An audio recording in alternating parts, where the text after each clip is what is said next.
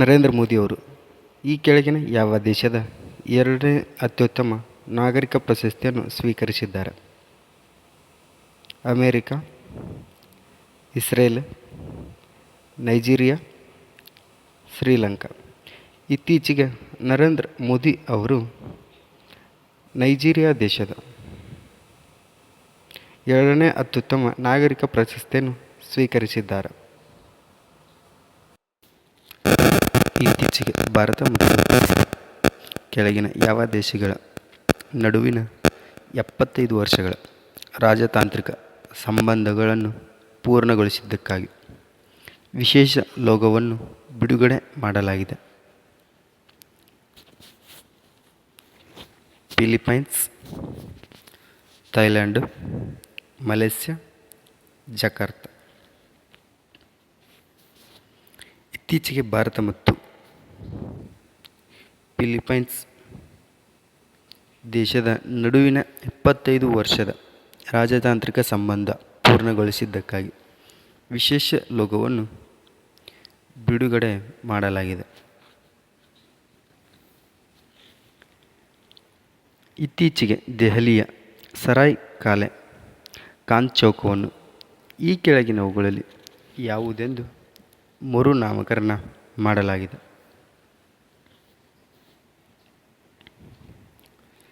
ಪಂಡಿತ್ ದೀನ್ ದಯಾಳ್ ಚೌಕ, ಅರುಣ್ ಜೇಟ್ಲಿ ಚೌಕ, ಬಿರ್ಸಾ ಮುಂಡಾ ಚೌಕ.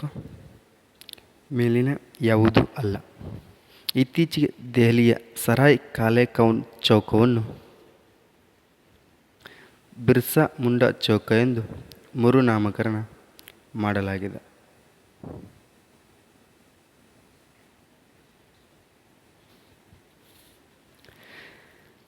RF ಕೆನಡಿ ಜೂನಿಯರ್ ಅವರು ಈ ಕೆಳಗಿನ ಯಾವ ದೇಶಗಳ ಆರೋಗ್ಯ ಸಚಿವರಾಗಿ ನೇಮಕಗೊಂಡಿದ್ದಾರೆ? America, Japan, Singapore, Australia. ಇತ್ತೀಚೆಗೆ RF ಕೆನಡಿ ಜೂನಿಯರ್ ಅವರು ಅಮೆರಿಕ ದೇಶದ ನೂತನ ಆರೋಗ್ಯ ಸಚಿವರಾಗಿ ನೇಮಕಗೊಂಡಿದ್ದಾರೆ.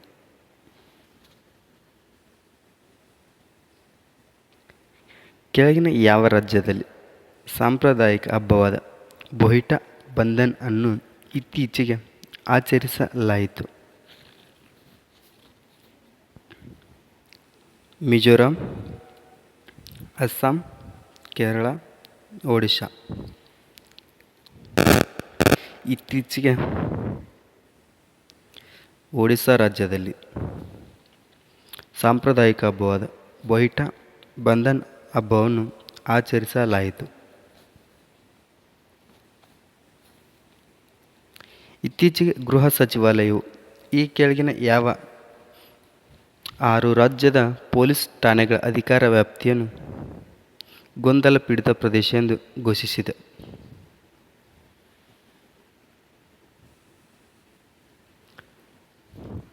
ಮಣಿಪುರ, ಉತ್ತರ ಪ್ರದೇಶ, ಅಸ್ಸಾಂ, ಜಮ್ಮು ಮತ್ತು ಕಾಶ್ಮೀರ.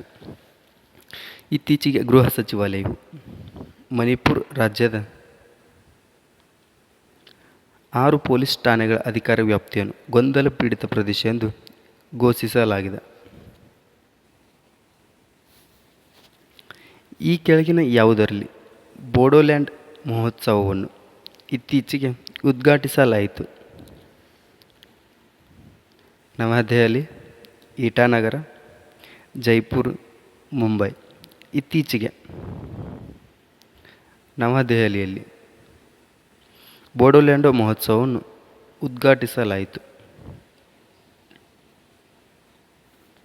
ಈ ಕೆಳಗಿನ ಯಾವುದರಲ್ಲಿ ವಿದೇಶಾಂಗ ವ್ಯವಹಾರಗಳ ಸಚಿವ ಡಾಕ್ಟರ್ ಎಸ್ ಜೈಶಂಕರ್ ಅವರು ಸಿಂಬಯೋಸಿಸ್ ಇಂಟರ್ನ್ಯಾಷನಲ್ ಯೂನಿವರ್ಸಿಟಿಯ ಮೊದಲ ಸಾಗರೋತ್ತರ ಕ್ಯಾಂಪಸ್ಸನ್ನು ಉದ್ಘಾಟಿಸಿದ್ದಾರೆ? Jakarta, Colombo, Dubai, Singapore.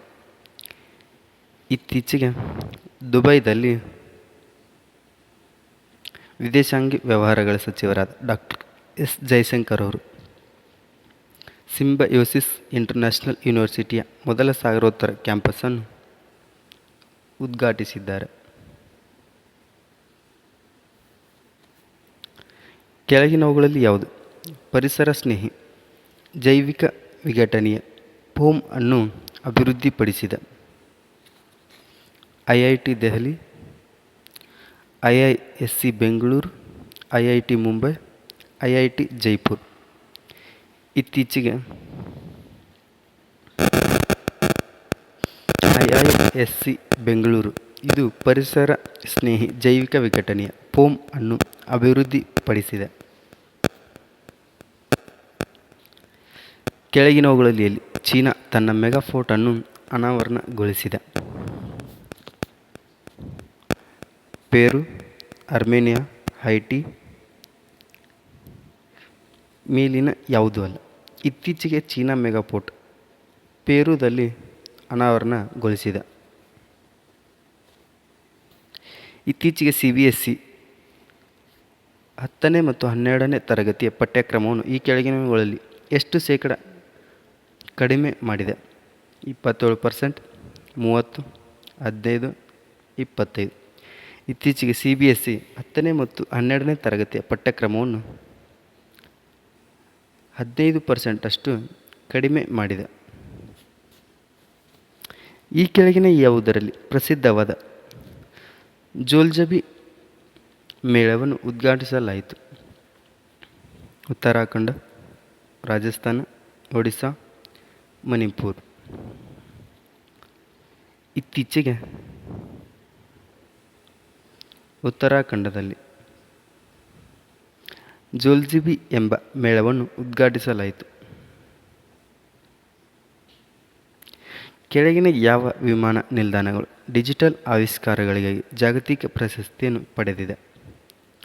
Bengaluru ವಿಮಾನ ನಿಲ್ದಾಣ, ಮುಂಬೈ ವಿಮಾನ ನಿಲ್ದಾಣ, ನೋಯ್ಡಾ ವಿಮಾನ ನಿಲ್ದಾಣ, ಹೈದರಾಬಾದ್ ವಿಮಾನ ನಿಲ್ದಾಣ. ಇತ್ತೀಚೆಗೆ ಡಿಜಿಟಲ್ ಆವಿಷ್ಕಾರಗಳಿಗಾಗಿ ಜಾಗತಿಕ ಪ್ರಶಸ್ತಿಯನ್ನು ಹೈದರಾಬಾದ್ ವಿಮಾನ ನಿಲ್ದಾಣ ಪಡೆದುಕೊಂಡಿದೆ.